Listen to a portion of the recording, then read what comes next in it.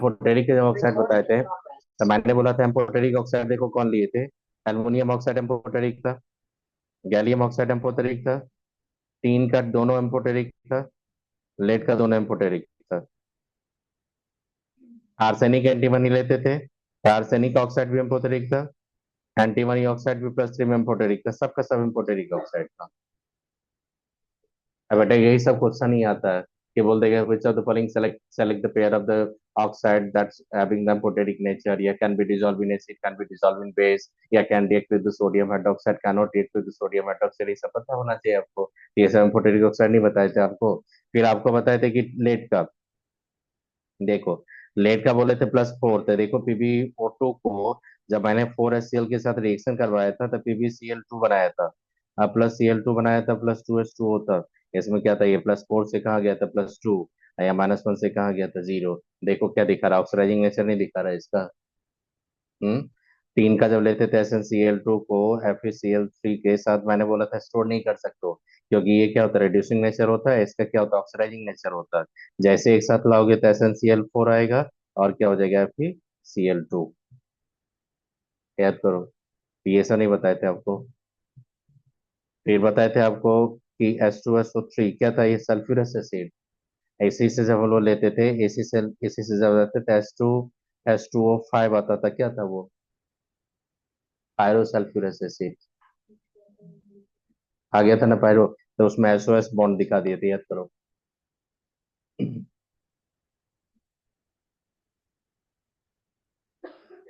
चल नहीं, और क्या क्वेश्चन पूछे थे। +2 का स्टेबिलिटी तो पता है आपको, टॉप टू बॉटम क्या होता है, इंक्रीज होता है किसमें, ग्रुप 14 में। 13 में क्या था, +1 का। हेलियम क्या था, +3 ऑक्सीडाइजिंग नेचर था। थैलियम का कौन सा स्टेबल था, +1। याद करो, थैलियम का ट्रायोडाइड बोला था मैंने, एग्जिस्ट नहीं करता था। एनसीईआरटी क्लियरली लिखा आपका। फिर आप याद करो, PbI4 नहीं एग्जिस्ट करता आपका, PbBr4 आपका एग्जिस्ट नहीं करता। बिस्मथ का पेंटाहेलाइट होता है, पेंटाहेलाइट एग्जिस्ट करता है आपका। लेकिन बिस्मथ का अगर लेंगे हम लोग पेंटा, ये पेंटाक्लोराइड, तो ये एग्जिस्ट नहीं करेगा। Pentachloride of the nitrogen exist नहीं करेगा, रीजन क्या होगा, एक्सपैंड नहीं कर सकता अपना कोवलेंसी। ये कोवलेंसी ऑर्बिटल नहीं है, कहाँ से करेगा। मैक्सिमम कितना कोवलेंसी रख सकता है, 4 ही रख सकता है। इसीलिए क्या होता है, NCl3 रहता है आपका। आपको बताए थे कि देखो आपको बताए थे कि CCl4 का हाइड्रोलाइसिस नहीं होता, याद करो, इसका हाइड्रोलाइसिस नहीं होता है। अब मैंने बोला था कि PCl3 का हाइड्रोलाइसिस होगा। PCl3 का हाइड्रोलाइसिस अगर करना आपको, या NCl3 का हाइड्रोलाइसिस करना, तो बहुत सिंपल है पकड़ना। देखो क्या है, आप एक काम करना, सबसे पहले इसका हाइड्रोलाइसिस का मैकेनिज्म नहीं, आप सीधा स्ट्रेट फॉरवर्ड क्वेश्चन कहाँ से पकड़ो, देखो पूछेगा तो ठीक है, नहीं पूछे तो चलो एक काम करना, कहाँ से पकड़ोगे देखना। यहाँ पे क्या करना, आप यहाँ पे कि आप ये देखना कि फॉस्फोरस लिए, क्लोरीन लिए, ये डेल माइनस होता है, ये क्या होता है, डेल प्लस होता है। आप क्या करना है, यहाँ पे एच दे देना, यहाँ पे ओ एच दे देना। आप थोड़ा सोचो, फास्फोरस के साथ क्या आ जाएगा, ओ एच आ जाएगा, और क्लोरीन के साथ क्या होगा, HCl आ जाएगा। इसका मतलब इसका जब हाइड्रोलाइसिस करेंगे तो H3PO3 प्लस क्या होगा, 3HCl निकल जाएगा। कई बात समझ में, ये होता है। फिर देखना यहाँ पे NCl3 का हाइड्रोलाइसिस करेंगे तो देखना आप क्या करेंगे, नाइट्रोजन क्लोरीन में जाएंगे तो ये डेल प्लस होगा, ये डेल माइनस होगा। आप बताइए यहाँ पे क्या होगा, H होगा, यहाँ पे क्या होगा, OH। आप बताइए तो हाइड्रोलाइसिस से क्या होगा आपका, NH3 आएगा कि नहीं। अरे नाइट्रोजन में क्या होता है, ये क्लोरीन होता है, ये क्लोरीन होता है, ये क्लोरीन होता है। आप वाटर के साथ करोगे और ऐसे करके बॉन्ड आप तोड़ोगे, ऐसे ही बॉन्ड तोड़ोगे आप हाइड्रोलाइसिस से, तो यहाँ से क्या निकल के, HOCl निकल के आ जाएगा। यहाँ से क्या आ जाएगा, अमोनिया। तो देखो यहाँ पे क्या होगा, NH3 आ जाएगा, और ये क्या होगा, 3HOCl। आप देखो, ये दोनों नाइट्रोजन और फास्फोरस एक ही फैमिली का मेंबर है, लेकिन इसका हैलाइड का प्रोडक्ट देखो ऑक्सोसिड आ गया, इसका हैलाइड का प्रोडक्ट देखो क्या आ गया, हाइड्राइड आ गया, दोनों का डिफर कर गया ना। तो ये डिफरेंस का रीजन क्या है, इलेक्ट्रोनेगेटिविटी डिफरेंस। क्या रीजन है बता दो, इलेक्ट्रोनेगेटिविटी डिफरेंस। रीजन क्या होता है देखना, कि आप देखोगे डिटेल में पढ़ोगे तो ये क्या होता है कि क्लोरीन हो गया, क्लोरीन हो गया, वाटर हाइड्रोलाइसिस करोगे, वाटर किसके फॉर्म में अटैक करेगा, एज ए न्यूक्लियोफाइल। आप खुद से बताओ, नाइट्रोजन के पास तो कोई वैकेंट ऑर्बिटल होता नहीं है। नाइट्रोजन के पास क्या, एक लोन पेयर है, तो नाइट्रोजन तो कभी लोन पेयर एक्सेप्ट कर नहीं सकता है, तो लोन पेयर एक्सेप्ट कौन करेगा, क्लोरीन। आज हम लोग फास्फोरस का क्लोरीन के साथ जाते हैं बेटा यहाँ पे, तो इसके पास back end D lone pair तो है, और इसके पास बैक एंड डी और वाइटल भी है। इसीलिए वाटर जब भी अटैक करता है तो इसी पे अटैक करता है। तो उससे अटैक करेगा तो वहां से HCl निकलते जाएगा और OH ग्रुप उस पर इंसर्ट होते जाएगा, तो क्या आएगा अल्टीमेटली ऑक्सोसिड ऑफ फास्फोरस। इस पे जब अटैक करवाएंगे तो इस पे क्या होगा, क्लोरीन होता है, इसके पास क्या होता है, वैकेंट डी ऑर्बिटल्स होता है, देखो ये वैकेंट डी ऑर्बिटल होता है, ये इलेक्ट्रॉन एक्सेप्ट करेगा। जैसे इलेक्ट्रॉन एक्सेप्ट करेगा तो देखो यहाँ पे क्या होगा, क्लोरीन, ये क्लोरीन देखना, यहाँ पे ऑक्सीजन, ये हाइड्रोजन, ये क्या होगा आपका प्लस हो जाएगा, ये क्या होगा माइनस हो जाएगा, क्योंकि इलेक्ट्रॉन एक्सेप्ट कर रहा है आपका। अब ग्रेजुअली क्या होगा, यहाँ से देखो ये बॉन्ड टूटता है आपका, ये इलेक्ट्रॉन लेके जाएगा, और यहाँ से हाइड्रोजन ये जो जैसे होगा हाइड्राइड अपना ट्रांसफर कर देगा उस पे, तो इससे क्या होगा अल्टीमेटली आप देखोगे यहाँ पे ये ऐसे तोड़ोगे, ऐसे तोड़ोगे, इधर से एक ऐसे तोड़ेगा तो देखो क्या निकल के आ रहा है आपका, HCl निकल के आ रहा है कि नहीं आपका। यहाँ से क्या निकल के आ रहा है, H प्लस कहाँ पे अटैक करेगा, फिर नाइट्रोजन पे। अल्टीमेटली क्या करेंगे, एक एक करके आप Cl हटाते जाओ, एक एक करके उस पर हाइड्रोजन आप जोड़ते जाओ। तो रियल हाइड्रोलाइसिस का जो प्रोडक्ट होता है वो according to the ability of the d orbital का, वैकेंट ऑर्बिटल का, उसके अकॉर्डिंग। इसीलिए क्या करते हैं, उतना कौन डिटेल पड़ेगा, हम लोग सीधा बॉन्ड पोलरिटी पकड़ लेते हैं। बॉन्ड पोलरिटी पे वाटर का क्या होता है, डेल माइनस, ये डेल प्लस होता है, ये क्या होता है, डेल माइनस। देखते हैं यहाँ पे डेल प्लस है तो डेल प्लस के साथ OH माइनस एसोसिएट कर देते हैं, और डेल माइनस के साथ क्या कर देते हैं हम लोग, H plus del plus associate, product आप पकड़ लेते हैं वहां से, कर लोगे ये। फिर आपका क्या बताए थे, एक और बताए थे कुछ, तो आप याद करना, बिस्मथ का जो SRP लिए थे प्लस लिए थे 1.25 या समथिंग था। ग्रुप 13 में SRP किसका था, बिस्मथ का पॉजिटिव था, बोरोन का भी पॉजिटिव होता है, बिस्मथ का, नहीं नहीं सॉरी, थैलियम थैलियम थैलियम का SRP जो लिए थे, देखो थैलियम का जो +3 से, थैलियम का SRP था +1.25 वोल्ट था। आगे नहीं आते हैं, देखो एनसीईआरटी में जो दिया था आपका, तो थैलियम का याद रखिएगा प्लस होता है। रिमेनिंग एल्यूमिनियम का देखिएगा सबसे निगेटिव था, -1.65 SRP था कि बताए थे कि नहीं। और एल्यूमिनियम का क्या लिए थे, सबसे निगेटिव लिए थे।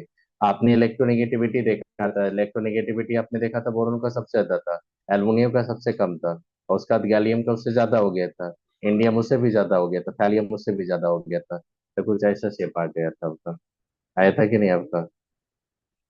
एनाइशन एनर्जी का मैंने ट्रेंड्स बताया था, बहुत रेगुलर ट्रेंड था, इंडियम से गैलियम का ये सारा इन्फॉर्मेशन मैंने दिया था।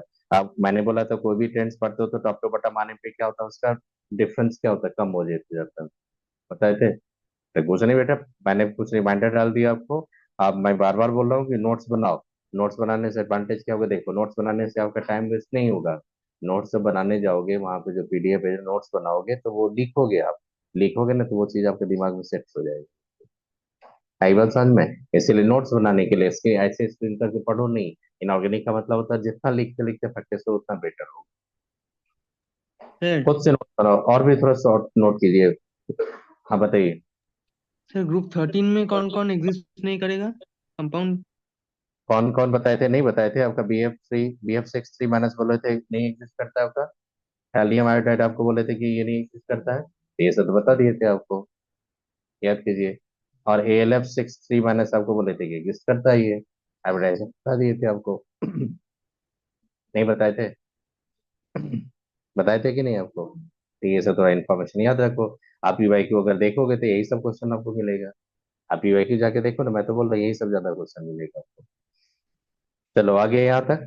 अब ग्रुप 15 16 पढ़ा दिए थे ना, 16 में थायराइड सीट सब बता दिए थे, सल्फर सल्फर लिंकेज कहाँ होता था कहाँ नहीं होता था, क्वेश्चन भी दिखा दिए थे आपको। तो थायराइड मैंने क्या बताया था, सल्फर जो होता है ना S2O3 2 माइनस, और S4O6 2 माइनस, और S2O6 देखना, S2O6 2 माइनस, ये सब थायराइड सीरीज था ना, सब में क्या था, सल्फर सल्फर लिंकेज, याद करो। अब पायरो सीरीज क्या था, SO4 2 माइनस, H2O5 2 माइनस था कि नहीं ये सब।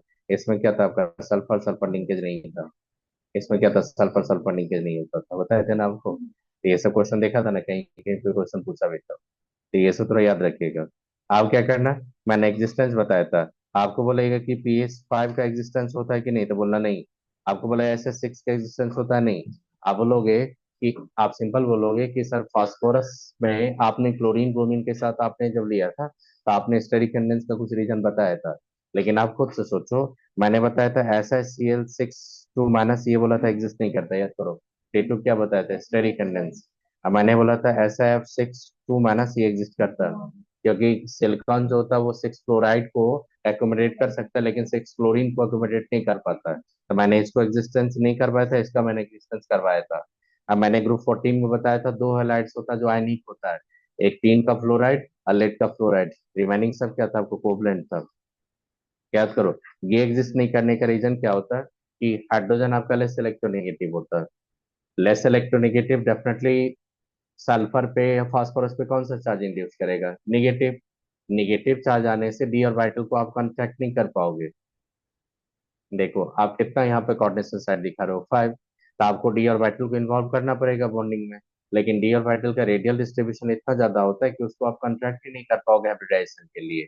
इसीलिए हाइड्रोजन आप जब लोगे 5 या 6, तो स्मॉलर तो साइज होता है, स्टेडी ग्राउंड पे तो इसको कट नहीं कर पाओगे। लेकिन इलेक्ट्रोनेगेटिविटी के ग्राउंड पे ये कट हो जाता है, इसलिए याद रखना कि ये सब पेंटाहाइड्राइड जो होता है, ये हेक्साहाइड्राइड जो होता है आपका सल्फर का, ये सब एग्जिस्ट नहीं करता।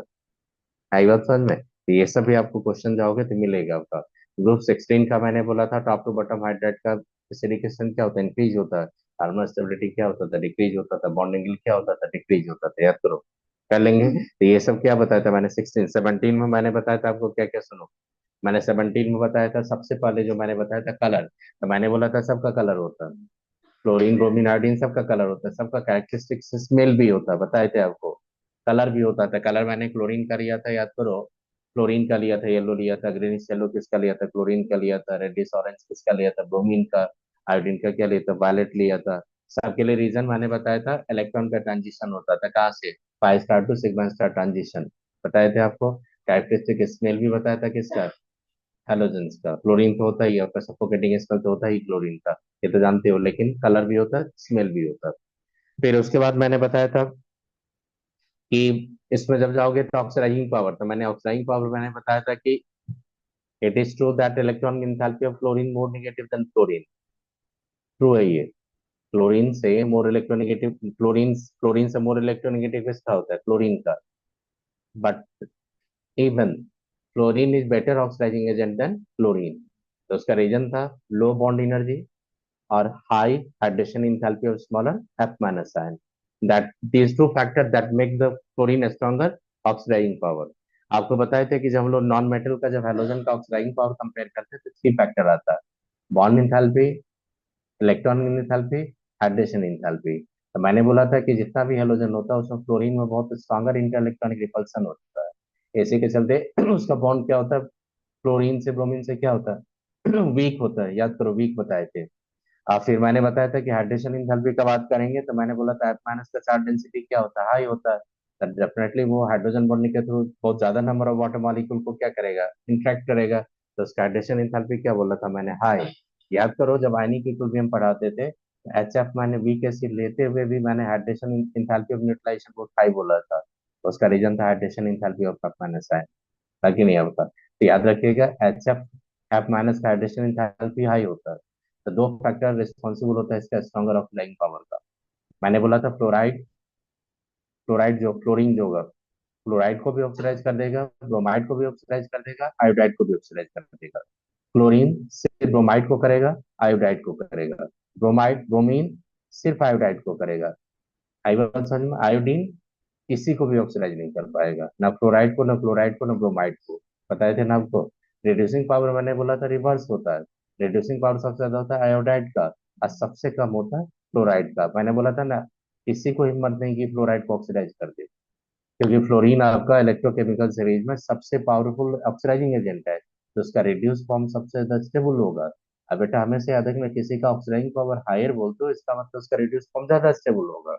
किसी का रिड्यूसिंग पावर अगर हायर होगा, मतलब कि मोर निगेटिव है, अगर बेटर रिड्यूसिंग एजेंट बोलते हो, इसका मतलब उसका ऑक्सीडाइज फॉर्म ज्यादा स्टेबल है। कई बात समझ में। तो ये याद रखिएगा, फ्लोरीन का रिड्यूस फॉर्म ज्यादा स्टेबल है, इसीलिए फ्लोराइड को कोई किसी को हिम्मत नहीं होता ऑक्सीडाइज करना। कई बात समझ में। तो ये सब बता दिए थे आपको। फिर उसके बाद बताए थे मैंने रिएक्शन विथ वाटर। तो वाटर के साथ जब रिएक्शन होता है तो मैंने बोला था फ्लोरीन को जब वाटर के साथ रिएक्ट करवाओगे तो बहुत ऑक्सीडाइजिंग पावर होता है, वाटर को ही ऑक्सीडाइज कर देता है। तो आपका जो प्रोडक्ट आया था वो एच एफ आया था, और क्या आया था, O2 आया था। मैंने मेंशन भी किया था, एक नोट्स में भी मेंशन किया था, एनसीईआरटी में मेंशन किया दिया था। फिर बोला कि जब आप क्लोरीन को आप वाटर के साथ रिएक्ट करोगे तो हाइपोक्लोरस भी बनाता है और क्लोराइड भी बनाता है, मतलब HCl भी बनाता है, HOCl बनाता है। हाइपोक्लोरस ज्यादा स्टेबल नहीं होता। हाइपोक्लोरस रैपिडली आपको क्या दे देगा, नेसेंट ऑक्सीजन। जो इंडिकेट करता है ब्लीचिंग एक्शन ऑफ क्लोरीन। तो मैंने बोला था क्लोरीन का जो ब्लीचिंग एक्शन हम लोग पढ़ते हैं वो कहाँ पढ़ते हैं, मॉइस्चर के प्रेजेंस में। मॉइस्चर अगर फ्री कर दोगे तो ब्लीचिंग एक्शन क्लोरीन का आप कभी स्टडी नहीं कर पाओगे। क्लोरीन का ब्लीचिंग एक्शन नेसेंट ऑक्सीजन के चलते आता है, क्लोरीन के चलते खुद नहीं आता है। तो क्लोरीन क्या करता है, मॉइस्चर के प्रेजेंस में क्या छोड़ता है, नेसेंट ऑक्सीजन, उससे आता है उसका ब्लीचिंग एक्शन। आई बात समझ में। मैंने बोला था कि ऑक्साइड जो होता है आपका किसका, ग्रुप 17 का, हाईली एक्सप्लोसिव होता है किसका, क्लोरीन का ऑक्साइड, स्ट्रॉन्गर ऑक्सीडाइजिंग एजेंट्स होता है, बताए थे आपको। ब्रोमीन का तो बोला था कि सबसे पावरफुल ऑक्सीडाइजिंग एजेंट होता था किसका, ऑक्साइड। अब ब्रोमीन का ऑक्साइड था हाईली एक्सप्लोसिव होता था। आयोडीन का कुछ ऑक्साइड था, I2O4 था, I2O5 था, I2O7 था। मैंने बोला था I2O5 जो होता है वो एस्टिमेशन ऑफ CO में यूज करते हैं हम लोग, बताए थे कि नहीं आपको।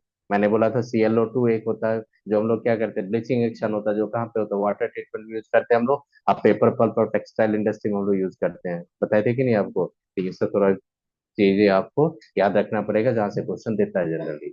आई बात समझ में। फिर मैंने बोला था कि कंपाउंड्स, एक भी कंपाउंड्स आपको नहीं पढ़ना वहां पे, एक भी कंपाउंड नहीं पढ़ना आपको। फिर कंपाउंड जब हटाया था उसके बाद मैंने गया था सीधा आपको, कंपाउंड पढ़ने के बाद इंटरलोजन कंपाउंड्स पे गए थे शायद, वही गए थे ना आर्यन, बताइए, इंटरलोजन कंपाउंड्स पे गए थे। इंटरलोजन कंपाउंड्स में क्या याद हाँ रखना, सर। कि इसमें एक ही चीज याद रखना इंटरलोजन कंपाउंड्स में, कि दो हेलोजन के कंबाइन करने से बनता है इंटरलोजन कंपाउंड, दो डिफरेंट हेलोजन के कंबाइन से। इंटरलोजन कंपाउंड का सबसे इंपॉर्टेंट जो आपके लिए है वो स्ट्रक्चर, वेस्पर थ्योरी के थ्रू जो हम लोग स्ट्रक्चर फाइंड करते हैं वो सबसे इंपॉर्टेंट है, वही क्वेश्चन सबसे ज्यादा है। और रिमेनिंग क्या होगा, कंपाउंड्स के बारे में ज्यादा नहीं पढ़ना आपको, तो याद रखना कि इंटरलोजन कंपाउंड्स होता क्या है। तो इसका देखो मैंने यहाँ पे चार फार्मूला लिखा था कि चार फार्मूला के थ्रू आता है ये, बताए थे, बता देता हूँ। ये मैंने बताया था आपको, एक्स एक्स प्राइम एन लिए थे। मैंने बोला था एक्स जो होना चाहिए, देखो क्लियरली बोल रहा हूँ, कि एक्स जो होना चाहिए वो लार्जर साइज होना चाहिए, और एक्स प्राइम जो होना चाहिए स्मॉलर साइज का होना चाहिए।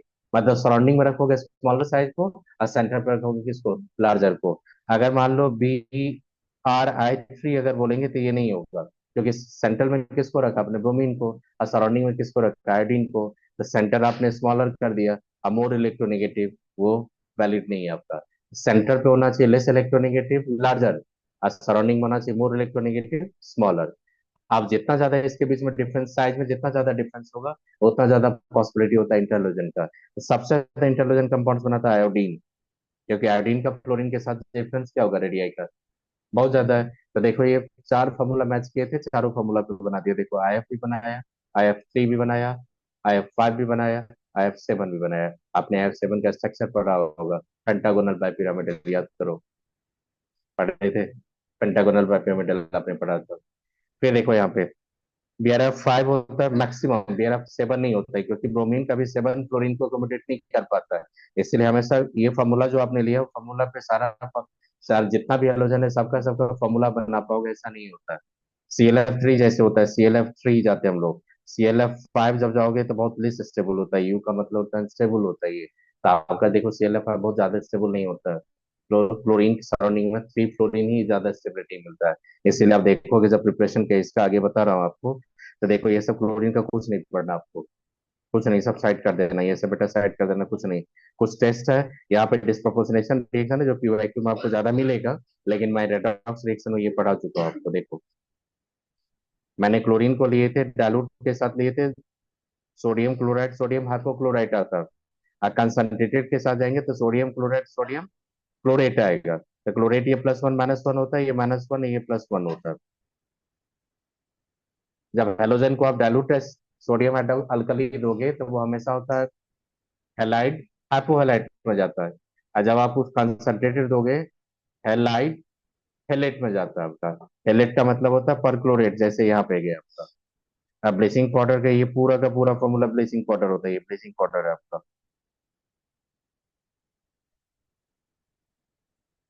आपने थोड़ा पढ़ा होगा कि स्लिक लाइम किसको बोलते हैं हम लोग, कैल्शियम हाइड्रोक्साइड को। कैल्शियम हाइड्रोक्साइड पे अगर ड्राई क्लोरीन पास कर दोगे ना तो क्या किस में कन्वर्ट होता है, ब्लीचिंग पाउडर में। तो ब्लीचिंग पाउडर एक्चुअली क्या होता है, कैल्शियम हाइपोक्लोराइट रहता है ये, और उसी में रहता है कैल्शियम क्लोराइड भी, और उसी में कैल्शियम हाइड्रोक्साइड भी रहता है, इसका मिक्सर होता है ये 2H2O। ये होता है आपका ब्लीचिंग पाउडर। तो आप यहीं पे बोलते हो, तो आप बोलते हो +1 - 1 बोलते हो कि नहीं फॉर्मूला में। आप ये कैल्शियम ऐसे लिख देते हो कि नहीं, Cl2 प्लस माइनस वन बोल देते हो कि नहीं आप। तो एक्टिव जो मेंबर होता है ब्लीचिंग पाउडर का वो कैल्शियम हाइपोक्लोराइट होता है। प्लस वन प्लस टू, दो प्लस वन माइनस वन दोनों रहता है, लेकिन प्लस वन का जो ऑक्सीजनेट का क्लोरीन होता है वो होता है हाइपोक्लोराइट। वो एक्टिव इंग्रेडिएंट्स होता है ये। आई बात समझ में। तो एक्टिव जो आपका मेंबर रहेगा, एक्टिव एजेंट जो रहेगा आपका, या इंग्रेडिएंट जो भी लिखना है एक्टिव इंग्रेडिएंट, वो क्या, कैल्शियम हाइपोक्लोराइड। तो ये जब आप पीवाईक्यू बनाओगे तो पूछा हुआ कि active ingredients of bleaching powder, तो याद रखना कौन सा होता है, कैल्शियम हाइपोक्लोराइड। एस ब्लॉक नहीं है, इसलिए क्वेश्चन पूछने के चांस कम है, लेकिन ब्लीचिंग पाउडर यहाँ पे दे दिया है, थोड़ा याद रखना ब्लीचिंग पाउडर, थोड़ा टेस्ट आगे पढ़ाएंगे आपको। देखिए ये सब कुछ नहीं पढ़िएगा आप, कुछ नहीं, ये सब जितना भी एप्लीकेशन कुछ नहीं पढ़ना आपको। फिर आपका हाइड्रोजन क्लोराइड आ गया, देखना भी नहीं इसको, बोलना कि चलो हटो। आई बात समझ में। ऑक्सो एसिड में क्या लिखा था देखो, मैं फिर से अंडरलाइन कर देता हूँ, ऑक्सो एसिड में क्या लिखा देखो। देखो सबसे पहले ऑक्सो एसिड का हाइब्रिडाइजेशन होता है sp3। आई बात समझ में, क्या होता है sp3। फास्फोरस का ऑक्सो एसिड का क्या था sp3। सल्फर का ऑक्सो एसिड का क्या था sp3। फास्फोरस का ऑक्सो एसिड का यूनिक फीचर क्या होता है, sp3 के साथ एक ही डबल बॉन्ड बना सकते हो। सल्फर का ऑक्सीड में मैक्सिमम दो डबल बॉन्ड बना सकते हो। क्लोरीन का ऑक्सीड बनाओगे तो मैक्सिमम थ्री डबल बॉन्ड बना सकते हो। ठीक है ना, one two three, maximum three से ज्यादा पाई बॉन्ड दे ही नहीं सकते हो आप। चेक कर लो। सुनो अब क्या होता है यहाँ पे देखो, इसका भी जो ऑक्सोसिड्स होता है ये फ्लोरीन सबसे कम बनाता है, HOF ही बनाता है। रीजन क्या होता है देखो, फ्लोरीन तो एक स्मॉल साइज है। अब फ्लोरीन के पास क्या होता है, वैकेंट डी और वाइटल्स नहीं है। फ्लोरीन अपना कोवलेंसी एक्सपैंड नहीं कर सकता, इसलिए फ्लोरीन एक ही ऑक्सोसिड बनाता है, HOF, और नहीं बनाता। आई बात समझ में। तो क्लियरली बोल रहा है यहाँ पे कि fluoric acid hypofluorous and other halogen several oxoacid can not be isolated in pure state, नहीं कर सकते हो आप। They stable only in aqueous solution in the form of salts. जैसे किसका था, फास्फोरस का, क्या था, एक्वस सॉल्यूशन में स्टेबल था, या तो सॉल्ट के फॉर्म में स्टेबल था। यहाँ भी याद रखिएगा ऑक्सोसिड ऑफ हैलोजन ग्रुप 17 का भी क्या होता है आपका, स्टेबल इन एक्वस सॉल्यूशन और इन द फॉर्म ऑफ सॉल्ट्स। आप आइसोलेट नहीं कर सकते, क्रिस्टलाइजेशन नहीं कर सकते उसका, याद रखोगे। अब देखना यहाँ पे क्या होता है, अब देखना यहाँ पे टेबल दिया हुआ, तो टेबल में क्या दिया है देखो, यहाँ पे जो लिखा है देखो, देखो ये सब मैं लिख दूंगा फिर से, देखना एक बार। देखो यहाँ पे एक क्वेश्चन देखना, यहाँ पे देखो हाइपोहेलस बोला। HOX जितना भी होता है, NaCO उसको कॉमनली बोलते हैं, तो उसको बोलते हैं हाइपोहेलस, हाइपोटम लाते हैं हम लोग। फिर देखना हेलिक बोलते हैं, हेलिक जो होता है, हेलस जो बोलते हैं, हेलस। हेलस जो होता है ना, हेलस होता है आपका HXO2। फिर हेलिक जो बोलेंगे तो XO3। और हेलिक बोलेंगे तो XO4। अब क्या होता है कि क्लोरीन अगर लाएंगे तो देखो, हाइपोहेलस हाइपोक्लोरस। ब्रोमीन लाएंगे तो हाइपोक्लोरस हाइपोहेलस हाइपोब्रोमस। आयोडीन लाएंगे तो हाइपो आयोडस। आई बात समझ में। हाइपोटम जाओगे तो इसका ऑक्सीडेशन स्टेट होता है +1, ये याद रखना। फिर क्या याद रखना, हेलस है तो क्लोरस ब्रोमस आयोडस ये आएगा। हेलस में जब जाएंगे तो इसका ऑक्सीडेशन स्टेट होता है +3। फिर होता है हेलिक तो क्लोरिक, तो ये होता है +5। फिर होता है पर हेलिक तो पर क्लोरिक, तो ये होगा +7। ये देखो ये +5, ये +7, ये +5, ये +7। आपने पेरियोडिक एसिड पढ़ा था, चाहे वो फोर बोला था ना मैंने, याद करो। HF4 है ना आपका। सबसे यूनिक फीचर क्या पता है आपको, जितना भी ऑक्सो एसिड है सब मोनोबेसिक एसिड है। देखो ना सबके पास एक ही OH होगा।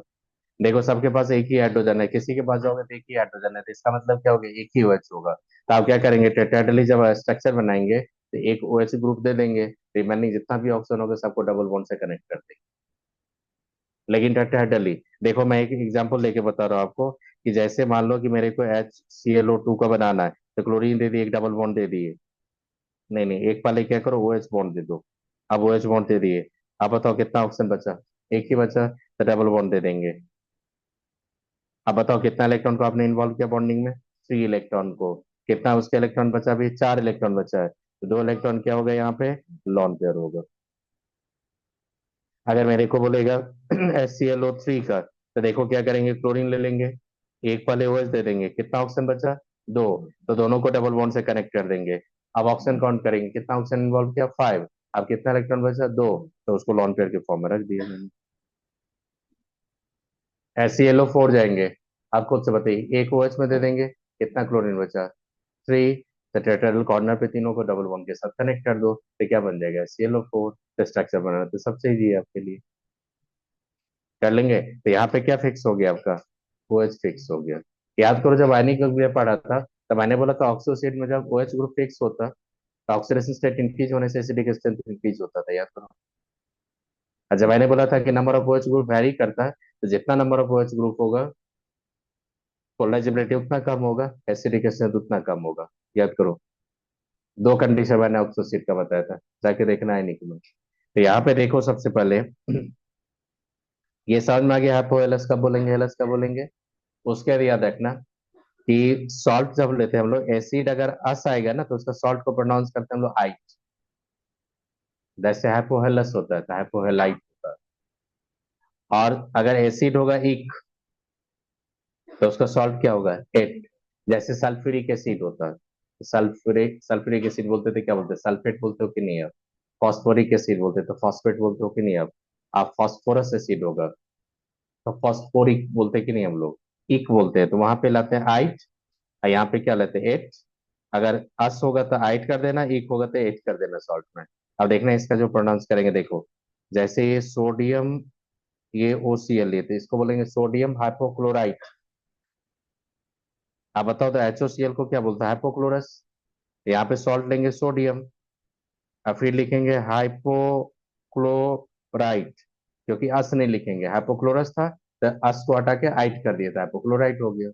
जैसे मान लो कि कैल्शियम लिए, OCl3 ट्वाइस ले लिए, तो आपने देखा था HOCl3 को क्या बोला था आपने? आपने लिया था, यहाँ पे ऐसे लिखो, यहाँ पे देखो, आपने जब लिए थे तो ये ClO3 था आपका ट्वाइस, तो आप बताइए HClO3 को क्या लिखा था आपने? क्लोरिक एसिड बोला था आपने, तो क्लोरिक था तो क्लोरेट होगा, तो इसको बोलेंगे कैल्शियम क्लोरेट। आई बात समझ में? तो आप याद रखना, इक होगा तो एट कर देना, अस होगा तो हाइट कर देना। समझ में आ गया प्रोनाउंसिएशन क्या होता है? तो आप देखना यहाँ पे बेसिसिटी, ये तो सबका कितना होगा, जितना भी होगा सबका बेसिसिटी कितना होता है? वन। आप खुद से बताइए, ClO4 माइनस ये क्या है? परक्लोरेट, क्योंकि परक्लोरिक एसिड से लाया ना, तो क्या बोलेंगे? परक्लोरेट। आप ये HI4 को क्या बोला था? आयोडिक एसिड बोला था, तो ये क्या होगा? आयोडेट। तो सोडियम आयोडेट लिए थे ना, पेरियोडेट लिए थे ना आपने। सोडियम पे इसको पेरियोडिक एसिड बोलते थे, क्या होगा? सोडियम पेरियोडेट बोलते हैं ना हम लोग। तो ये सोडियम पेरियोडेट लेके आपने क्या किया था? पेरियोडेट ऑक्सीडेशन किया था कि नहीं आपने? HIO4 लेके आपने पेरियोडेट ऑक्सीडेशन किया था कि नहीं? तो याद रखना, IO4 माइनस कर लेंगे। अब देखो सबका हाइब्रिडाइजेशन क्या होता है, अब देखो सबका स्ट्रक्चर देखो कैसा है आपका। देखो यहाँ पे परक्लोरिक का देखो, तीन क्लोरीन डबल बॉन्ड है कि नहीं आपका? एक सिंगल OH है कि नहीं आपका? सब में देखो एक सिंगल OH होगा, एक डबल बॉन्ड होगा, इसमें देखो एक डबल बॉन्ड, यहाँ पे बीच में सेंट्रल क्या आपका? ऑक्सीजन। तो वहां से डबल बॉन्ड तो दोगे नहीं आप यहाँ पे, हाइपोक्लोरस छोड़ के रिमेनिंग सबका सेंट्रल एटम क्या आपका? क्लोरीन। आई बात समझ में? अब यहाँ पे एक चीज देखिएगा, सब, अब क्या होता है, रूल होता है नेचर का, जितना बॉन्ड उतना स्टेबिलिटी, फिक्स है। अरे जितना पैसा उतना स्टेबिलिटी, सिंपल थ्योरी। सिंपल, एक काम करो, हम लोग क्यों पढ़ते हैं? कौन पैसा के लिए नहीं पढ़ता बताओ तो, आप ही बताओ। कोई ऐसा साधु महात्मा है तो बताओ तो, पैसा के लिए नहीं पढ़ता, क्यों पढ़ते? देखो, एक लाइफ का बेसिक नीड होता है, एक लाइफ का बेसिक नीड होता है, फैक्ट बात है, एक लाइफ का बेसिक नीड होता है, तो उसके लिए तो पैसा चाहिए कि नहीं चाहिए? अभी दिमाग में चल रहा होगा कि iPhone 17 18 खरीदेंगे, तो पैसा चाहिए कि नहीं? हम्म। हार्ले खरीदने का अब दिमाग में चल रहा होगा ना, कि हार्ले खरीदेंगे, कॉलेज में एंट्री करेंगे। अरे सिंपल थ्योरी है कि ये जो बोलता है ना मेरे पैसा से उतना मोह माया नहीं है, तो बोला चलो जो हिमालय में जितना पैसा दे दीजिए हमें, मोह माया नहीं है। जब टाइम आता है ना तो सबसे पहले लेके भागता है वही इंसान। ये हमें सही याद रखना। देखो, देखना यहाँ पे, तो ये सबसे पहले इसमें क्या याद रखना, ये हाइपोक्लोरस सब समझ में आ गया, ये आपको स्ट्रक्चर कैसे ड्रॉ करोगे। इसमें दो तीन पॉइंट क्या याद रखना, सुनना मैं बता रहा हूँ, यहाँ पे लिख चुका हूँ। यहाँ पे देखो दो तीन पॉइंट क्या लिखा, देखो ये वहां भी लिख चुका हूँ, नोट्स में लिख चुका हूँ, लेकिन यहाँ पे क्या लिखा सुनो। ये HOCl है, ये थर्मली सबसे लेस स्टेबल अगर हाइपोहेलस एसिड्स होता है। तो आप देखना यहाँ पे ये जितना भी हाइपोहेलस एसिड्स है, ये सब रूम टेम्परेचर पे एग्जिस्ट ही नहीं करता, ये सब डिस्प्रोपोर्शनेट कर जाता है ये सब। हाइपोहेलस जो होता है, हाइपोहेलस एसिड जो होता है, ये सब HOBr HOI ये सब थर्मली बहुत लेस स्टेबल होता है, ये सब रूम टेम्परेचर पे डिस्प्रोपोर्शनेट कर जाता है। लैटमा डायग्राम लिए तो उसमें कुछ ऐसा ऑप्शन है था जिसका डिस्प्रोपोर्शनेशन दिखाया था ना आपने। तो अगर नहीं भी पढ़ रहे होगे ना, अगर ये सब पता चले हाइपोहेलस हाइपोक्लोरस हाइपोक्लोरस, वो तो डिस्प्रोपोर्शनेट कर जाता है। इसलिए देखो यहाँ पे HO, इसमें देखो यहाँ पे डैश कर दिया, क्योंकि ये थर्मली बहुत लेस स्टेबल होता है, ये सब जनरली डिस्प्रोपोर्शनेट कर जाता है, डिस्प्रोपोर्शनेट कर जाता है। आई बात समझ में। इसलिए आप याद रखिएगा ये सब आपका थर्मल रेसिस्टेबल। सबसे ज्यादा ऑक्सोसिड किसका मिला आपको, सबसे कम ऑक्सोसिड किसका है, ये याद रखोगे। आप सुनो सबसे पहले, ये +7, ये +1, ये +7। आप मेरे को बताना है यहाँ पे कि जब यहाँ से रिप्रोटोनेशन करेंगे तो निगेटिव चार्ज को कितना ऑक्सीजन पे आप डिस्पर्स कर सकते हो, 4 पे। इस पे जब निगेटिव लेंगे तो कितना ऑक्सीजन पे डिस्पर्स करोगे, 3 पे। इस पे जब निगेटिव चार्ज लेंगे तो कितना ऑक्सीजन पे डिस्पर्स करेंगे, 2 पे। आप याद करो, मैंने बॉन्ड ऑर्डर पढ़ाया था आपको। मैंने इसका बॉन्ड ऑर्डर 1.75 लिया था, इसका बॉन्ड ऑर्डर 1.66 लिया था, इसका 1.5 लिया था मैंने, याद करो। इसका 1.5 बॉन्ड ऑर्डर लिया था। अब याद करना है यहाँ पे, सबसे स्टेबल कंजुगेट बेस आपका किसका होगा, पर क्लोरिक, पर क्लोरेट। और सबसे लेस स्टेबल कौन होगा, HOCl। हो गया ये। अब बताइए सबसे लेस स्टेबल आपका कंजुगेट बेस किसका बनेगा, HOCl का।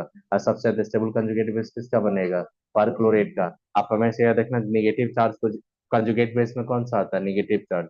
निगेटिव चार्ज को आप जितना डिस्पर्स करोगे उतना क्या ज्यादा क्या होगा, स्टेबिलिटी। निगेटिव चार्ज को जितना ऑक्सीजन पे आप डिस्पर्स करोगे, इलेक्ट्रॉन डेंसिटी चार्ज डेंसिटी क्या होगा, उतना लेस होगा। कंजुगेट बेस का स्टेबिलिटी क्या होगा, इंक्रीज होगा। वैसे भी देखो यहाँ पे, इसका जो कंजुगेट बेस होगा उसमें D5P5 बॉन्ड ज्यादा है कि नहीं। इसका कंजुगेट बेस में आपका D5P5 बॉन्ड नहीं है, तो आपका थर्मली कौन स्टेबल होगा, HOCl स्टेबल होगा कि HClO4 स्टेबल होगा, HClO4। कई बात समझ में। इसीलिए मैंने वहां पे क्या लिखा था, देखो मैंने सीधा लिखा था थर्मल स्टेबिलिटी। देखो थर्मल स्टेबिलिटी का बात करेंगे तो ये याद रखिएगा, थर्मल स्टेबिलिटी आपका इंक्रीज होगा जैसे जैसे क्लोरीन ऑक्सीजन डबल बॉन्ड आपका क्या हो जाएगा, इंक्रीज होगा। Number of chlorine oxygen double bond आपका इंक्रीज हो जाएगा। कई बात समझ में। अब बताओ तो सबसे ज्यादा स्टेबिलिटी किसका होगा, HOCl से ज्यादा होगा HClO2, उसका क्या होगा HClO3, उसका तो होगा HClO4। ये देखना ये क्या होता है, लिस स्टेबल होता है, ये रैपिडली चला जाता है HCl में, और क्या छोड़ देता है, नेसेंट ऑक्सीजन। वही तो दिखा था ब्लीचिंग रिएक्शन। इसीलिए देखना यहाँ पे ऑक्सीडाइजिंग पावर जब बात करेंगे ना, ऑक्सीडाइजिंग पावर का, तो ऑक्सीडाइजिंग पावर का हम लोग ऑक्सीडेशन स्टेट पे नहीं जाते, हम लोग लेटमा डायग्राम होता है ना, तो सबसे ज्यादा ऑक्सीडाइजिंग पावर होता है HOCl का, उसका तो होता है HClO2 का, उसका तो होता है HClO3 का, उसका तो होता है HClO4 का। बेटा ये सब क्वेश्चन कितना बार पूछा, ऑक्सीडाइजिंग पावर आपका किसका, ऑक्सोसिड ऑफ क्लोरीन। तो सबसे ज्यादा ऑक्सीडाइजिंग पावर किसका होता है, हाइपोक्लोरस का। रीजन क्या होता है, थर्मली लिस स्टेबल है ये। आई बात समझ में। फिर आप बेसिक स्ट्रेंथ का बात करेंगे, तो बेसिक स्ट्रेंथ किस पे जाएंगे, कंजुगेट बेस। एसिडिक स्ट्रेंथ का बात करेंगे तो वो किस पे डिपेंड होता है, स्टेबिलिटी ऑफ कंजुगेट बेस पे। सबसे ज्यादा स्टेबल कंजुगेट बेस कौन देगा, HClO4। और सबसे लेस स्टेबल कौन देगा, HOCl। तो बताइए सबसे ज्यादा एसिडिक स्ट्रेंथ किसका होगा, HClO4 का। और सबसे कम किसका होगा, HOCl के। ये भी क्वेश्चन आपने देखा होगा कहीं पे। आई बात समझ में। तो ऑक्सोसिड का जब एसिडिक स्ट्रेंथ का बात करेंगे तो देखना, एसिडिक स्ट्रेंथ का बात जब करोगे तो क्या होगा, एसिडिक स्ट्रेंथ। एसिडिक स्ट्रेंथ का बात करेंगे तो याद रखिएगा यहाँ पे एसिडिक स्ट्रेंथ डाइडोमोस्टोल टू स्टेबिलिटी ऑफ किस पे, स्टेबिलिटी ऑफ रिजल्टिंग किस पे लिए थे, याद कीजिए।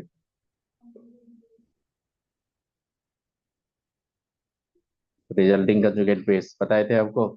रिजल्टिंग कंजुगेट बेस किसका, एसिडिक ऑर्डर जाएंगे तो सबसे ज्यादा किसका होगा, HOCl से ज्यादा किसका होगा, HClO2, उसका बाद HClO3, उसका बाद क्या होगा HClO4। ये ऐसा क्वेश्चन है ना, इनऑर्गेनिक का क्वेश्चन आप देखोगे ना, चाहे जे एडवांस का क्वेश्चन देखो, जे मेन का, वेबजी का, किसी का देखो, अगर इनऑर्गेनिक में सबसे ज्यादा क्वेश्चन रिपीट क्या होगा, तो एक बॉन्ड एनर्जी ऑफ हैलोजन, एक acidic acid of oxoacid of chlorine, सबसे ज्यादा क्वेश्चन रिपीट किया है।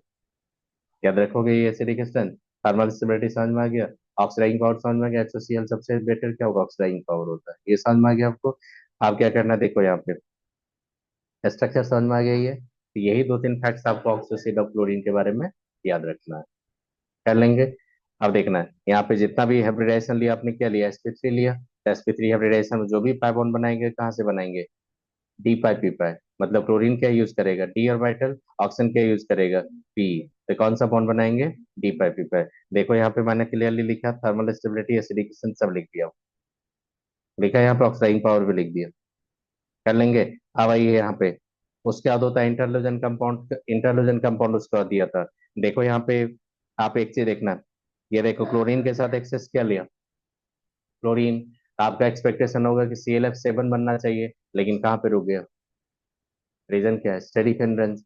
फिर देखो यहाँ पे ब्रोमीन के साथ देखो एक्सेस क्लोरीन लिया, तो क्लोरीन से ब्रोमीन का तो साइज थोड़ा बड़ा होता है, तो कितना मैक्सिमम एक्यूमुलेट कर सकता है फ्लोरीन। हाँ देखो, यहाँ पे देखो आयोडीन के साथ एक्सेस क्लोरीन लिया, देखिए यहाँ कहा करते हम लोग ICl3, सबका देखो कुछ ना स्टेरिक ग्राउंड के चलते रेस्ट्रिक्शन भी है, और सबका फॉर्मूला देखो एक ही जैसा फॉर्मूला 135 से 1 पे मैच कर रहा है आपका। आई बात समझ में। इसका सबसे ज्यादा स्टेबल होता है, सबसे ज्यादा पूछा हुआ क्वेश्चन, वो पूछा हुआ क्वेश्चन इसका स्ट्रक्चर से, तो स्ट्रक्चर आपको मैंने बताया था, अगर मेरे पास ICl भी होगा तो इसका स्ट्रक्चर लीनियर होगा, चेक कर लो। हाइब्रिडाइजेशन का बात करेंगे, हाइब्रिडाइजेशन क्या होगा खुद से बताइए, sp3, और sp3 हाइब्रिडाइजेशन होगा, चेक कर लो। आयोडीन का कितना होगा, 7। अब क्लोरीन क्या होता है, मोनोवैलेंट, 7+1 कितना, 8, अब I2 करेंगे 4, तो क्या होगा, sp3 होगा विथ कितना लॉन पेयर, सब भूल गए ये लोग, 3 लॉन पेयर होता है। चलो देखो, अब उसके बाद जब जाओगे तो देखना स्ट्रक्चर का, देखो ClF3, देखो ये ClF3 है, इसका आपने टी शेप पढ़ा होगा, बैंड टी शेप याद करो, पढ़े ClF का थ्री का, ClF3 का जब स्ट्रक्चर पढ़ता थे आपको ClF3 का, तो आपने देखा था यहाँ पे कितना लॉन पेयर होता था, 2 लॉन पेयर होता था। दोनों लॉन पेयर कहाँ देते थे, इक्वेटोरियल पे, एक्सियल पे नहीं। एक्सियल पे लॉन पेयर देने से क्या होता, रिपल्सन ज्यादा होता था, ये क्या था आपका, टी शेप नहीं था आपका, याद करो। कौन सा रिलेशन था, sp3d। फिर मैंने बताया था आपको, याद करो, ClF3 का सबका स्ट्रक्चर वही था। BrF5 का याद करो, sp3d2 होता था, स्क्वायर पिरामिडल होता था, एक भी यहाँ पे 90 डिग्री का एंगल नहीं था, याद करो, due to presence of one lone pair. तो ये देखना यहाँ पे BrF3 का दिया होगा, ClF3 का देखो क्या दिया, स्क्वायर पिरामिडल दिया कि नहीं आपका। और फिर IF7 का आपने पढ़ा था पेंटागोनल बाय पिरामिडल, याद करोगे। इसका ज्योमेट्री बहुत इंपॉर्टेंट है, इसलिए याद रखना, ज्योमेट्री पूछेगा। यहाँ का पार्ट मैंने कट कर दिया, ये तो पार्ट जब मत BRF5 देखिएगा। दिया तब क्या पिरामिड लगाएंगे क्या? लेकिन होता तो नहीं। नहीं नहीं, BrF5 का जब स्ट्रक्चर बताए थे आपको, तो लॉन पेयर बोला था मैंने, कहीं भी रखिएगा, कहीं भी रखिएगा लॉन पेयर, तो वहां पे सब स्टेरिक सेंट कितना था, 90 डिग्री पे था, तो मैंने बोला था लॉन पेयर कहीं भी रख दीजिए, तो बॉन्ड पेयर को क्या करेगा, रिपेल करेगा स्ट्रांगली, तो बॉन्ड पेयर क्या होगा, ट्विस्ट हो गया था ऐसे करके, तो इसलिए बोला था 90 डिग्री 180 डिग्री एक भी नहीं होगा, सिमेट्री लॉस कर गया था, तो इसीलिए पोलर में रखा था, इसको याद करो जाके। मैंने बोला था सेंट्रल एटम पे अगर एक भी लॉन पेयर आ गया और सराउंडिंग आइडेंटिकल होगा, तो हमेशा वो एसिमेट्रिक मॉलिक्यूल होता है, हमेशा पोलर होता है। जब 2 लॉन पेयर होता है तो may be polar may not be polar, XgF4 लिए थे, उसमें 2 लॉन पेयर लिया था, मैंने बोला तो दोनों लॉन पेयर पे रिपल्सन ज्यादा होता है, इसलिए दोनों को एंटी पे रख दो, तो फ्लोरीन को जैसे रखोगे तो स्क्वायर प्लेन रह जाता है, तो वहां पे देखना कि लॉन पेयर मोमेंट भी कैंसिल हो गया था, अब बॉन्ड मोमेंट भी कैंसिल हो गया था, क्या हो गया था, वो नॉन पोलर। याद करो, SF4 लिया था, SF4, उसमें क्या था आपका, डिस्टॉर्टेड सीसॉ था आपका, एक लॉन पेयर होने के चलते एक भी 90 डिग्री या 120 180 का नहीं था आपका, अब वो भी क्या था, उसमें परमानेंट डायपोल मूवमेंट था, तो परमानेंट डायपोल किसमें होता है, जो पोलर होता है, और जो नॉन पोलर होता है उसमें परमानेंट डायपोल नहीं होता, उसमें वन क्या होता है, लंडन फोर्स होता है, जिसको डिस्पर्सिव फोर्स आपने बोला था, याद करो। तो इसमें सबसे इंपॉर्टेंट चीज है आपका, याद रखना, स्ट्रक्चर। आप कभी कभी स्टेटमेंट बेस्ड क्वेश्चन पूछेगा, अगर मान लो कहीं पे वैक्यूम अगर मिलेगा कि हैलोजन और इंटर हैलोजन कंपाउंड में ज्यादा रिएक्टिव कौन होता है, तो inter halogen, except chlorine, inter halogen are more reactive than halogen except chlorine. क्यों, क्योंकि एक्स और एक्स प्राइम का जो बॉन्ड होता है ना, वो एक्स एक्स बॉन्ड से वीक होता है, मतलब क्लोरीन क्लोरीन के बॉन्ड से, ब्रोमीन ब्रोमीन के बॉन्ड से इंटर हैलोजन कंपाउंड्स का बॉन्ड क्या होता है, वीक होता है। That make the intelligent compound more reactive than halogen except chlorine. देखो वहां पे हाईलाइट किए होंगे, दिया कि नहीं आपका। अब इसका प्रोडक्ट होता है कि हाइड्रोलाइसिस का प्रोडक्ट जो होता है, हाइड्रोलाइसिस का प्रोडक्ट अभी तक नीट में कहीं क्वेश्चन नहीं पूछा हुआ है। कंपाउंड को तो ऐसे ही एलिमिनेट कर दिया, इसलिए हाइड्रोलाइसिस का प्रोडक्ट आपसे नहीं पूछेगा। ठीक, हाइड्रोलाइसिस का प्रोडक्ट कट कर देता हूँ, नहीं पढ़ाऊंगा, नहीं पूछेगा ये, आज तक नीट में ये पूछा नहीं है, अभी भी नहीं पूछेगा, इसलिए कट करके रखो इसको। कर लेंगे। ये तो वेस्पर थ्योरी के अकॉर्डिंग देखो ना, यहाँ पे क्लियरली बोल ही रहा है आपका क्या शेप होगा आपका। चलिए ये ग्रुप 18 में क्या है, तो ग्रुप 18 में बहुत सिंपल चीज पढ़ना आपको। सबसे पहले क्या पढ़ना, देखो ग्रुप 18 में जब जाओगे तो ग्रुप 18 में आपका हीलियम, नियॉन आर्गन, क्रिप्टन, जर्नन जो भी रखते हो आप लोग, because they form the noble gas, इसके पास स्टेबल कॉन्फ़िगरेशन होता है, इसलिए केमिकली क्या होता है, इनर्ट होता है ये। देखो all the noble gas except the radon occur in the atmosphere, तो इसमें स्टेटमेंट थोड़ा याद रखना है। The atmospheric abundant in dry air कितना दे, 1% बाय वॉल्यूम, क्लियरली बोल रहे हैं आपका। ये कहाँ कहाँ होता था आपने देखा होगा, पिस्टन रेडियोएक्टिव ओरिजिन जो होता है आपका, मोनाजाइट्स जो होता है आपका, सेलिब्रेट बाइट जो होता है, ये सब आपका एग्जिस्ट करता है, तो ये सब ज्यादा नहीं। आप ये रिएक्शन आपने देखा होगा कहाँ पे, रेडियो एक्टिविटी में आपने पढ़ा होगा फिजिक्स में, तो याद रखना कि रेडॉन जो होता है ना, ये आरे, ये क्या होता है, रेडियो एक्टिव होता है ये। रेडियो एक्टिव में क्या होता है, हीलियम करता है, ये कट कर दिए। पढ़ना है तो पढ़ो, नहीं पढ़ना तो नहीं पढ़ो, नहीं पूछेगा कोई, क्योंकि न्यूक्लियर केमिस्ट्री आपके सिलेबस में नहीं है। न्यूक्लियर केमिस्ट्री अगर होता तो इसका पॉसिबिलिटी है, इसीलिए कट कर दो। सुनो और क्या पढ़ना, देखो सबसे इंपॉर्टेंट चीज है ये पढ़ाया था मैंने पीरियोडिक टेबल में। Inner noble gas having the positive electron enthalpy, सबसे ज्यादा था मैंने नियॉन का लिया था 116। आर्गन कैप्टन का सेम किए थे, उसका जेनॉन रेडॉन सबसे कम था हीलियम का, 48 किलो जूल के करीब था। तो याद रखोगे ये, तो ये बहुत इंपॉर्टेंट है, ये याद रखना कि आप इलेक्ट्रॉन एंथैल्पी याद रखिएगा ग्रुप 18 का, ये याद रखोगे। और क्या याद रखना, सुनो इलेक्ट्रॉन एंथैल्पी देखो यहाँ पे भी ये लिख दिया। मेल्टिंग पॉइंट बॉइलिंग पॉइंट का बात करोगे तो ऑब्वियसली देखो पोलर है, नॉन पोलर है, ये नॉन पोलर है, सिमेट्रिकल इलेक्ट्रॉन क्लॉट्स है। डायटोमिक मॉलिक्यूल तो बनाता नहीं, सब मोनोटॉमिक रहता है। लंदन फोर्स ऑपरेट होगा, और लंदन फोर्स किस पे डिपेंड होता है, मोलर मास और साइज अगर बढ़ाओगे तो लंदन फोर्स क्या होगा, इंक्रीज हो जाएगा। तो टॉप टू बॉटम क्या होता है, मोलर मास भी इंक्रीज होता है, साइज भी इंक्रीज होता है, तो क्या होगा, melting point boiling point top to bottom क्या होगा, इंक्रीज हो जाएगा। वैसे भी जाओगे सॉल्वेट इन वाटर जाओगे तो सॉल्वेट इनर्ट गैस है, वाटर में तो सॉल्युबल है ही नहीं। लेकिन थोड़ा भी सॉल्वेट अगर देखोगे तो टॉप टू बॉटम आपने हेनरीज लॉ कांस्टेंट लिया था, तो आपने देखा था नोबेल गैस का हेनरीज लॉ कांस्टेंट आर्गन से बहुत हाई गिव लो था, तो लो हेनरीज लॉ कांस्टेंट का मतलब मोर सॉल्युबिलिटी। लो हेनरीज लॉ कांस्टेंट का मतलब मोर सॉल्युबिलिटी, बताए थे कि नहीं आपका। आप यहाँ क्या उल्टा पुल्टा बोल रहा है ये लगता है। मैंने बोला कि हेनरीज लॉ कांस्टेंट जितना लो सॉल्युबिलिटी उतना ज्यादा, वही बोला। सुनो देखो वहां पे melting point top to bottom increase हो रहा है कि नहीं, चेक कर लो, इंक्रीज कर रहा है कि नहीं melting point, boiling point increase कर रहा है कि नहीं। यही सब एक दो क्वेश्चन मिलेगा, इलेक्ट्रॉन की एंथैल्पी को मेल्टिंग पॉइंट बॉइलिंग पॉइंट तो पकड़ लोगे, कहीं एक्सेप्शन नहीं है। हीलियम बहुत बदमाश होता है, उसको रबर का कंटेनर या प्लास्टिक कहीं भी रखोगे ना, भाग जाता है, डिफ्यूज कर जाता है।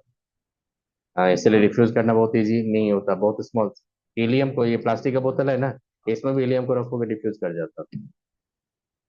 तो देखो इलेक्ट्रॉनिक कॉन्फ़िगरेशन, एंथैल्पी, ये सब बता दिए आपको। देखो यहाँ पे क्लियरली बोला है कि कलरलेस ऑर्डरलेस होता है ये सब गैस। और एक चीज देख रहे हैं यहाँ पे, स्प्रिंगली सॉल्युबल इन वाटर ये। और उसका देख रहे हैं यहाँ पे, helium is the lowest boiling point कितना दिया, 4.2 kelvin at any non substance. याद रखिएगा सबसे कम बॉइलिंग पॉइंट किसका होता है, हीलियम का। देखो वहां पे क्या लिखा है, it is unusual property to diffusing through the most commonly used laboratory material such as rubber, glass, plastic, सबसे डिफ्यूज कर जाता है। याद रखोगे, तो ये याद रखना। उसके बाद क्या याद रखना है इसमें, कि फर्स्ट जो एलिमेंट आया था, फर्स्ट जो कंपाउंड आया था, ये देखो फर्स्ट जो कंपाउंड आया था, ये ऑक्सीजन के। देखो यहाँ पे ऑक्सीजन को क्या किया आपने, ऑक्सीजन को आपने ऑक्सीडाइज किया था, एनाइस एनर्जी आ गया। ऑक्सीजन को जब O2 प्लस में कन्वर्ट करते हैं हम लोग, तो ये कंपाउंड बनाता है, ये ओजोनाइट का मैंने बताया था ये। और डायोक्सिनल कटायन का मैंने कंपाउंड बताया था आपको, याद करो, डायोक्सिनल कंपाउंड मैंने BF4 बताया था आपको, ये प्लस लिए थे माइनस लिए थे। तो जब ऑक्सीजन आपका O2 प्लस बना सकता है, तो हीलियम क्यों नहीं, तो देखा कि हीलियम जेनॉन लिया, तो जेनॉन को वो ऑक्सीडाइज किया, तब देखा कि एनाइस एनर्जी कितना है, 1170 किलो जूल के करीब। एच का कितना 1175। तो देखा कि दोनों का आयनाइजेशन एनर्जी बहुत क्लोज है। अगर आप ऑक्सीजन ये कंपाउंड बना सकता है, मतलब कैटायन फॉर्म में जा सकता है, तो जेनॉन भी जा सकता है। तो नील बार्टलेट एक साइंटिस्ट ने सबसे पहले ये कंपाउंड का फॉर्मेशन किया, जो कंपाउंड का रेड कलर था। देखो यहाँ पे फॉर्मुलेट ये रेड कंपाउंड्स आगे बजा के ये साइंटिस्ट ने बना दिया यहाँ पे। ये फर्स्ट कंपाउंड आया था जेनॉन का। उसके बाद तो जेनॉन का कंपाउंड का रिवोल्यूशन आया। आज तक भी केमिस्ट्री में सबसे ज्यादा कंपाउंड अगर देखते हैं तो जेनॉन का ही देखते हैं हम लोग, इनर्ट गैस का। क्रिप्टॉन का भी होता है, KrF2, ये सब क्रिप्टॉन का भी होता है। रेडॉन का कुछ कंपाउंड्स है जो स्पेक्ट्रोस्कोपी मतलब हाई टेम्परेचर पे एग्जिस्ट करता है। हीलियम नियॉन का आज तक भी कंपाउंड नहीं आया। हीलियम नियॉन का कंपाउंड आज तक नहीं आया। फिर दूसरा याद रखना है कि जेनॉन जो कंपाउंड्स बनाता है वो more electronegative smaller size atom के साथ ही बनाता है। तो कौन मिलेगा? फ्लोरीन और ऑक्सीजन। इसलिए जेनॉन का ऑक्सीफ्लोराइड भी देखेंगे, जेनॉन का फ्लोराइड भी देखेंगे, जेनॉन का ऑक्साइड भी देखेंगे। तो बस इतना याद रखना। कंपाउंड्स के बारे में कुछ नहीं पढ़ना, हाइड्रोलाइसिस फाइड्रोलाइसिस कुछ नहीं देखना आपको। अगर कहीं पूछेगा भी क्वेश्चन तो ये सब आप कट कर देना, नहीं पूछता भाई, ये सब कभी नहीं पढ़ना आपको। हाँ, एक चीज क्या याद रखना, सुनो, स्ट्रक्चर बहुत इंपॉर्टेंट है। जैसे आपने दिया था XgF2 का लीनियर स्ट्रक्चर लिखा था, याद करो। आपने sp3d हाइब्रिडेशन दिया था। 3 लॉन पेयर को आपने इक्वेटोरियल पे रखा था, 2 फ्लोरीन को आपने लीनियर रखा था। आप नॉन पोलर मॉलिक्यूल था, याद करो। क्योंकि लॉन पेयर मोमेंट एक दूसरे को क्या करेगा? कैंसिल कर देगा। क्योंकि इसका जो वेक्टर सम होगा, इसके वेक्टर सम वेक्टर क्या करेगा? कैंसिल कर देगा। और इसका इसका रिजल्टेंट को ये कैंसिल कर देगा। तो ये क्या था आपका? जीरो डेवलपमेंट था। फिर XgF4 का आपने लिया था स्क्वायर पेनर, याद करो, इसका भी डेवलपमेंट क्या था? Resultant zero. और फिर आपने लिया था XgF6 का, तो इसका आपने लिया था डिस्टॉर्टेड ऑक्टाहेड्रल, याद करो, डिस्टॉर्टेड ऑक्टाहेड्रल लिया था। और आपने देखा था XgO3 का आपने लिया था पिरामिडल था, ये पिरामिडल सीधा था। अब हाइब्रिडेशन इसका देखोगे तो इसका हाइब्रिडेशन होगा sp3, चेक कर लो। अरे XgO3 जाएंगे ना, तो XgO3 का हाइब्रिडेशन होगा sp3। और sp3 के साथ एक लॉन पेयर होता है इसके सेंट्रल एटम पे। आप खुद से बताओ, जेनॉन का sp3 होगा तो टेट्राहेड्रल या अरेंज कर दोगे विथ 1 लॉन पेयर, तब बचेगा कितना? 6 इलेक्ट्रॉन। तो 6 इलेक्ट्रॉन ऑक्सीजन के साथ क्या बनेगा? पाई बॉन्ड बनाएगा। अब इसमें देखो, जितना सिग्मा होगा उतना पाई भी होगा। और जितना भी पाई होगा सब क्या बनेगा? D पाई P पाई। जेनॉन कौन दे रहा है आपका? D orbital. और ऑक्सीजन क्या दे रहा है आपका? P orbital. तो D पाई बॉन्ड बन रहा है, एक भी यहाँ पे P पाई बॉन्ड नहीं है। कर लेंगे ये। आप तो XgO3 का ये सब स्ट्रक्चर थोड़ा याद रखना आपका। आपसे पूछेगा कोई कि एक्जियो, तो देखो XgOF4 है ये, इसका स्ट्रक्चर था, हाइब्रिडेशन पहले फाइंड कर लेंगे, तो sp3d2 है ये, चेक कर लो। जेनॉन कितना लेते हैं हम लोग? 8। अब मोनोवैलेंट कौन है? फ्लोरीन। तो 8 + 4 कितना होगा? 12। तो 12 6 होगा, तो sp3। Lone pair on xenon कितना हो जाएगा? 1 हो गई ये। तो आप क्या करेंगे? एक लॉन पेयर दे देंगे। और क्या लेंगे? ये फ्लोरीन ले लेंगे, ये क्या लेंगे? फ्लोरीन। ये क्या होगा? फ्लोरीन। तो ये क्या होगा? ऑक्सीजन। देखो क्या होगा? स्क्वायर पिरामिडल आ गया कि नहीं आपका? कर लेंगे ये। तो ये सब स्ट्रक्चर याद रखना, कैसे कैसे ज्योमेट्री आता है, ये ज्योमेट्री ही सबसे ज्यादा पूछा होगा क्वेश्चन इससे। कर लोगे। फिर उसमें उसके बाद हाइड्रोलाइसिस का ये सब कंपाउंड जो लीक पढ़ाया था वो सब मत पढ़ना, आपको कोई नहीं पूछेगा। और XgO3 जो होता है, ये XgO3 जो होता है, XgO3 हाईली एक्सप्लोसिव होता है। क्रिस्टल वाइट क्रिस्टलाइन सॉलिड होता है, टच करने पे एक्सप्लोजन आता है, इसीलिए XgO3 का स्टडी हो बहुत प्रिकॉशन लेके किया जाता है। याद रखोगे? तो ये सब कुछ इंपॉर्टेंट कंपाउंड्स है जो थोड़ा याद रखना। और यहाँ पे JEE मेन और नीट के लिए मैंने यूजेज लिख दिया था यहाँ पे। तो यूजेज में क्या देखना, देखो यहाँ पे हीलियम जो होता है नॉन इनफ्लेमेबल होता है, हाइड्रोजन होता है फ्लेमेबल। तो मेट्रोलॉजिकल सर्वे जो करते हैं ना हम लोग, तो मेट्रोलॉजिकल सर्वे के लिए बैलून जो फिल करते हैं वो हम लोग हीलियम से फिल करते हैं। रीजन क्या होता है? हाइड्रोजन अगर फिल करोगे तो ग्रेविटेशन फ्रिक्शन आएगा, जैसे एयर के ऊपर जाएगा तो क्या होगा? एयर का फ्रिक्शन आएगा। उसमें क्या होता है? कंबशन का चांस होता है, किसका? हाइड्रोजन का। तो इसलिए हाइड्रोजन का हम लोग बैलून नहीं करते, हम लोग बैलून किससे फिल करते हैं? हीलियम से। एक ये याद रखना। हीलियम क्या होता है कि लिक्विड स्टेट में जाओगे, लिक्विड स्टेट में देखो सुपर मैग्नेट होता है वो। आपने पढ़ा होगा हीलियम लिक्विड स्टेट में क्या होता है? Super magnet. तो ये जो MRI जो होता है आपका, MRI शब्द होता है, तो उसमें जो मैग्नेट यूज करते हैं वो किसका यूज करते हैं? लोग हीलियम ही यूज, लिक्विड हीलियम यूज करते हैं। देखो वहां पे लिखा होगा, वहां पे it is gas cooled nuclear reactor liquid helium. देखो यहाँ पे बॉइलिंग पॉइंट कितना दिया? 4.2 kelvin. Fine use at the cryogenic agent for the carrying out the various experiment at the low temperature. होता है लिक्विड नाइट्रोजन, लिक्विड हीलियम ही हम लोग cryogenic surgery के लिए यूज करते हैं हम लोग, क्रायोजेनिक ट्रीटमेंट के यूज करते हैं। फिर अब क्रायो का मतलब ही होता है लो टेम्परेचर। बहुत सारा बायोलॉजिकल प्रिजर्वेशन जो करते हैं हम लोग, वो किस में करते हैं? लिक्विड नाइट्रोजन है, हीलियम ही करते हैं हम लोग बायो प्रिजर्वेशन। और फिर it is use to produce the sustain the powerful super magnetic magnet which form the essential part of the MR NMR. दिया कि नहीं आपका? तो वो जो आप देखते हो वो पावरफुल मैग्नेट रहता है उसमें, तो उसमें हम लोग क्या यूज करते हैं? लिक्विड हीलियम यूज करते हैं। और क्या होता है कि आपने देखा होगा एनॉक्सिया होता था, स्क्यूबा डाइवर जब जाता था उसमें क्या होता था? एनॉक्सिया होता था। आपने देखा था कैपिलरी बैंड्स होता था, कैपिलरी होता था, क्या बैंड्स होता था उसमें? कैपिलरी क्या होता? ब्लॉकेज होता था। तो उसमें क्या होता है? 11.6% आपने हीलियम को साथ क्या किया था? एयर को डाइल्यूट किया था, क्योंकि हीलियम क्या होता है? लेस सॉल्युबल होता है। तो उसमें कैपिलरी ब्लॉकेज का चांस क्या होता है? कम होता है। वहां पे लिखा है यहाँ पे, it is diluent for the oxygen in the modern typing apparatus। तो ये सूत्र याद रखना। नियॉन जो डिस्चार्ज होता है, जो फ्लोरेसेंट बल्ब सब देखते हो उसके लिए क्या करते हैं? नियॉन यूज करते हैं।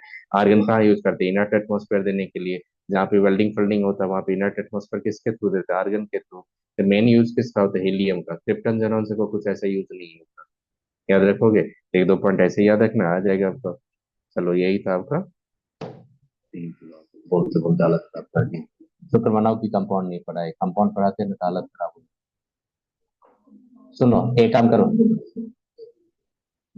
ये जो कंपाउंड तो पढ़े आपने, इतना जो इतना कंपाउंड पढ़ा है इसमें पीवाईक्यू तो आप लोग देखते होंगे।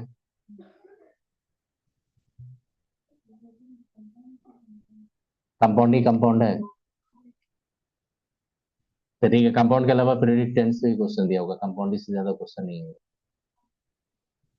सर अगर वो मान सब पीरियड टेबल का पीआईक्यू में हो जाता है, वो सब पी ब्लॉक आप का पीआईक्यू में नहीं आता है। आप काम कीजिएगा, पीवाईक्यू जब क्वेश्चन बनाएंगे आप पी ब्लॉक का, तो मैं इतना गारंटी लेता हूँ, अगर 10 क्वेश्चन पकड़ेंगे आप, 10 क्वेश्चन अगर पकड़ेंगे तो उसमें 2 से 3 क्वेश्चन कंपाउंड पे दिया होगा, और 5 to 6 क्वेश्चन आपको पीरियडिक टेंस से ही क्वेश्चन मिलेगा। Acidic strength, oxidizing power, bonding ये oxidation state, stability, oxidizing power, radiation power, इसी से क्वेश्चन मिलेगा आपको। अब पर देखो, वो पीआईक्यू पी ब्लॉक के पीआईक्यू में नहीं दिया रहता है, वो पीरियड टेबल का पीआईक्यू में दिया रहता है। हाँ तो पीरियडिक टेबल का जो पीओक्यू है तो वहां भी आप बनाइएगा।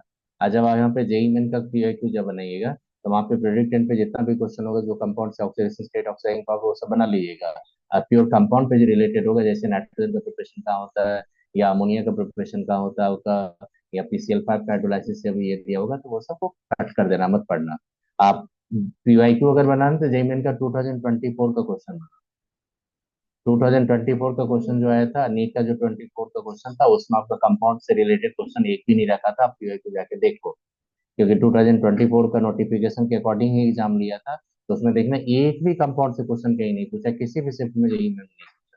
तो वो एक आपका प्रूफ है कि जो सिलेबस दिया उसी के अकॉर्डिंग क्वेश्चन दिया। तो इसीलिए ज्यादा क्वेश्चन नहीं है, इसमें ज्यादा दिमाग मत लगाना, जितना बोले उतना पढ़ो और उतना ही पढ़ के रखो। अब हम लोग स्टार्ट कर देंगे बायोमोलिक्यूल्स। एक ब्रेक दे देते हैं, आपका तो हालत खराब है।